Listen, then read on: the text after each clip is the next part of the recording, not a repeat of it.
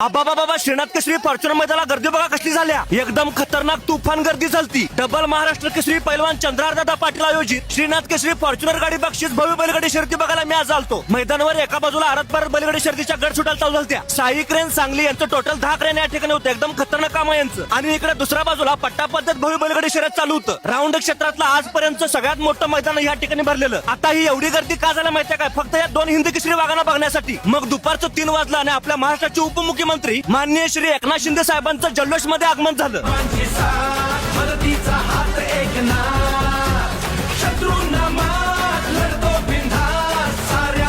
मग साहेबांच्या उपस्थितीमध्ये जनरलच्या गाड्या फज्जावर सोडण्यासाठी तयार झाल्या। अहो पब्लिक एवढं भयानक होतं का नाही वाटत ना सरकनातच। मग कमिटीवाल्यांनी त्यांची जादू दाखवली। कसा टप्प्यात कार्यक्रम